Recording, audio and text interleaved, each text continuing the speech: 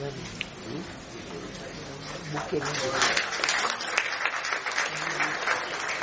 memento on behalf of the organizers to Dr. Chitre. And I think the hypothesis put forth by Dr. Chitre has given some homework to ISRO, I suppose. And maybe we could see something coming up on that.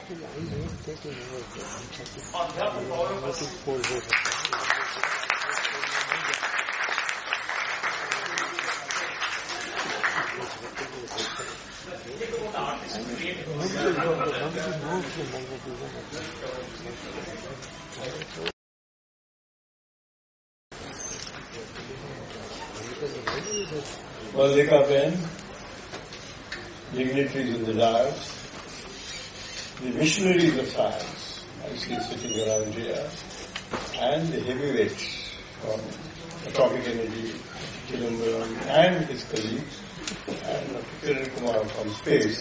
So I was just wondering, why Swaz insisting that I should come and do the inaugural address he has said. I said, no, I'm not going to either strike a note or provide a key. Merely announce, and we get on with the proceedings.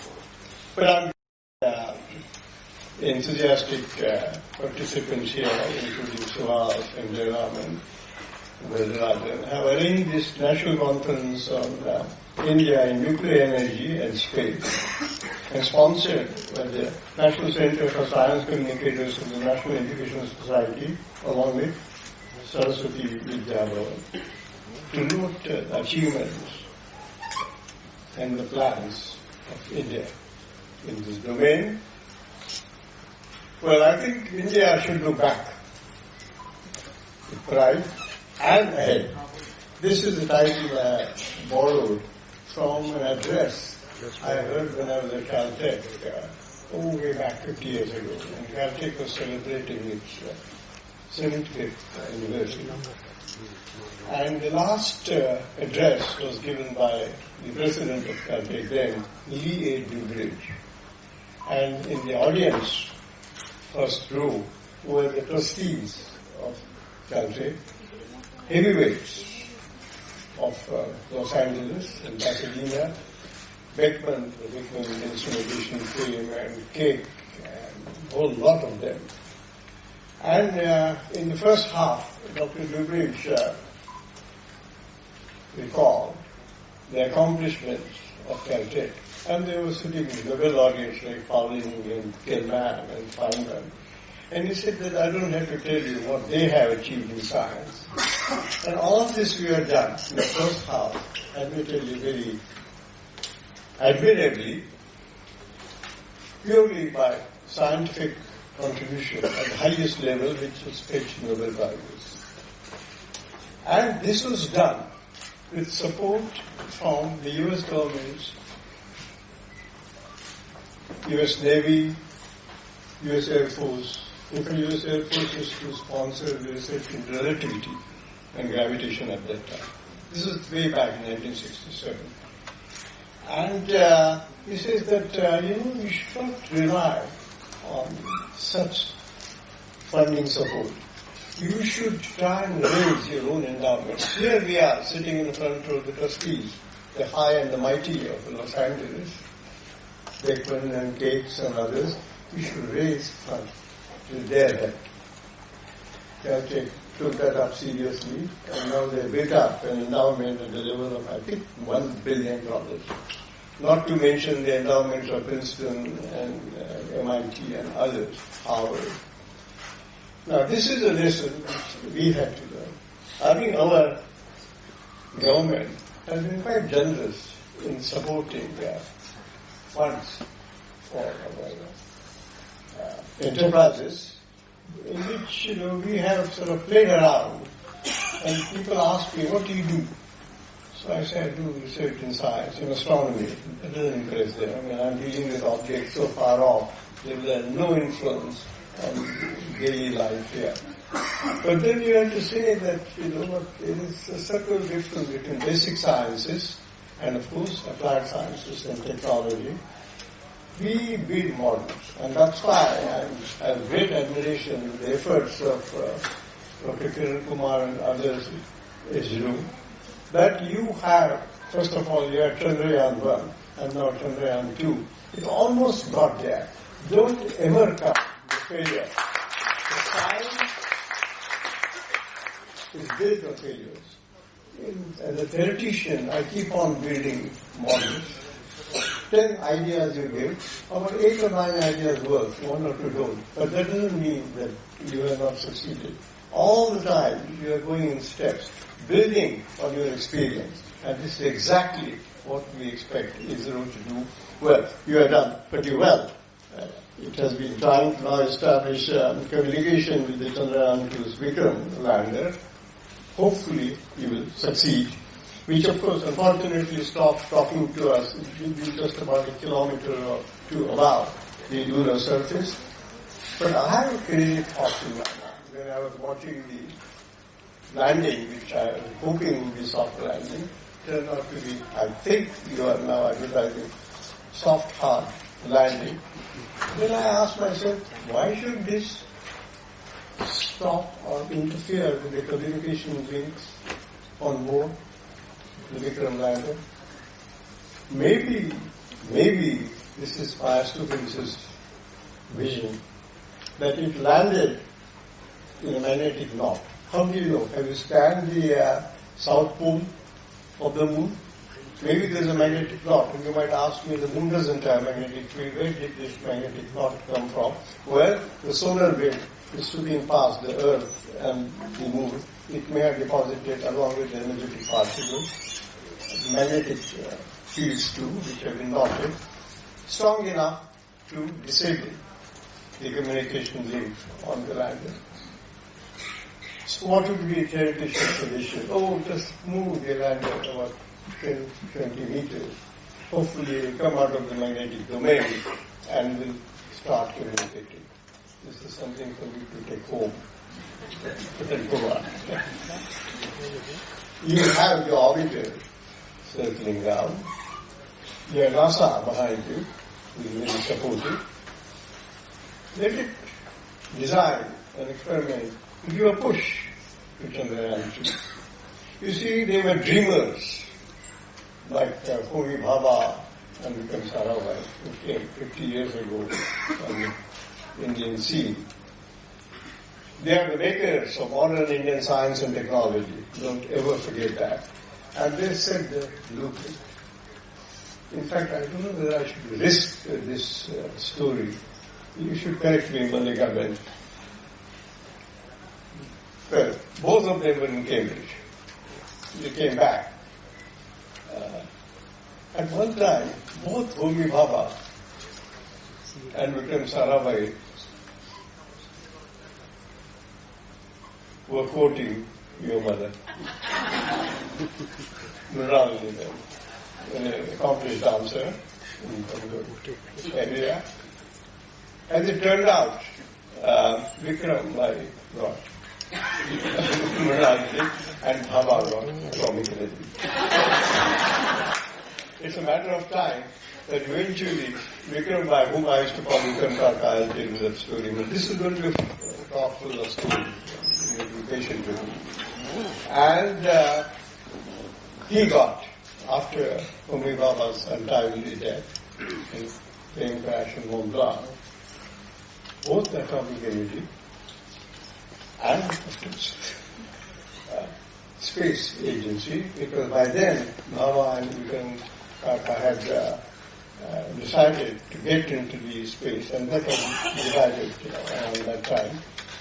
And why do I call him Vikram Kaka? You see, I was at Cambridge with Anand and Suri, neighbors of Vikram Kaka, and they had a little flat in central Cambridge, and they had help for Radhabai. Now, Radhabai was a great asset. I can assure you, because we had an open invitation to any time and have a meeting. So afternoon it was convenient to drop by and back to feed us. So both Jan Narlikar and I, we took advantage of that offer. Then Mandarama then occasionally would show up. And Vikram Kaka. So this became Vikram Kaka for us. And this went on. He would share his vision with us. I must say, he was a visionary. He always planned something for the future. He was a practical man, of course. He had dreams about space. I mean, having started our efforts in space with rockets being carried by bullock carts, look where it was gone. At that time, they could have asked us, the taxpayer, why are you indulging in this? My only disappointment is that Vikram Kaka used to come to Cambridge often. One occasion I remember, he came and we met in Jan Nalika's rooms in King's College. This is Sunday morning. And he said, I come yesterday and High Commission's office has arranged for transport to drop me there. We couldn't figure out why should High Commission's office, normally they're not supposed to be very efficient people in such arrangements, drop Vikram by here. And he said, I have to meet John Cockroach. Still, the penny didn't drop. And week later, we read in the media that Vikram Sarabhai has been appointed chairman of the Atomic Energy Commission after Bhabha. So this is how we came to know about it, but Vikram Bhai did disclose what his mission was. Later on, my cause of disappointing him was, he used to come to Cambridge and he worked on me and said he was returned to India, which, of course, I followed his advice. I mean, he was like uncle, let me tell you. Anand and Suruj were with me contemporaries. I used to eat their food at the hands of Radha. So, he said, there's no point in staying on here. So I finished my Tripos Part 3 and then my PhD. And then I taught in Leeds. He said, you seem to be very fond of teaching. Why don't you come back and help us? So he made an offer for me to join PRF. I had the offer. I talked to my parents. My father had retired by then. And he said, I don't think we can really stand the weather of Ahmedabad, very extreme. They were brought up in Bandra, right from my grandfather's time. Even though my grandfather, by the way, came from Rajkot. That's another story which I don't want to tell. So he sent me an offer. But unfortunately, my parents said that we can't come with you, you become old. And they were in the twilight years of their life. I wrote to Vikram that, you made generously this offer. I don't think I can come. So he transferred all the papers to TI. I think Dr. Homi Bhabha had just died. So probably Bhabha had initiated it and then Nehru processed my papers and he offered me fellow's grade, the lowest grade. So then it was a sort of like a Malgadi, goods train, went through various steps, carried 475 rupees, escape home, those days. Fellow's grade, leader's grade, associate professor, and so on. And then with age, they keep pushed anyway. So goods train gets shunted. So that way. So both Nalikar and I, we were in KIFR and I stuck to this group which we built up. Vikram Bhai kept up. I must say, he did not hold, I hope, anything against me. And 1970, August, I think, we were getting ready to go to NASA, Goddard Space Flight Center for my sabbatical. And Vikram Bhai said, come and have a dinner with us. I think Kashmir House, where they had, and Anand also was in town. So I said to Anand, you know what, our son is very young, 2 years now, so it may be a problem for us. So Vikram Bhai said, what's the problem? You bring him along, settle him in my bedroom, and he will sleep too. Sure enough, he behaved very well, and we slept through all the 3 hours we were. And that is when Vikram Bhai told me how one should go about developing astronomy. Now that both Nalikar and I were there. And space science is something which he emphasized. Equally, impressive was the revelation that Vikram was a man who had imbibed the two cultures. The two cultures was a concept which C.P. Snow had promulgated in 1960 in his research. And Vikram was taken in by that. And he himself, after all, apart from his science, which he did in Cambridge, and later on at MIT, he used to visit very regularly in the summer months. And, of course, along with it came his love for development of technology, arts, your product visible here, industrial interest, setting up of the community science center for education, public outreach, that concept. Atira, IIM, Indian Institute of Management. Look at his sweep. The man had broad vision. I think these two, Homi Bhabha and Vikram Sarabhai, were Renaissance men. And we were lucky we had them to set the blueprint of Indian science. This was 50 years ago, longer, 60 years ago. The rest is history. I don't have to remind you. We somehow were the beneficiaries. It's a pity we went off in 1970 August to Goddard and we didn't see him again. I think he passed away. December 30th. Yeah, that's right. And but it's gratifying to see his dreams and his vision are being implemented by the Space Department. But the last point I would like to emphasize is, I think we Indians, I'm going to start with this important note, tend to work individually. I've seen in TIFA or in BRL, which I visited several times, people work in groups, but small individual groups. They don't work together.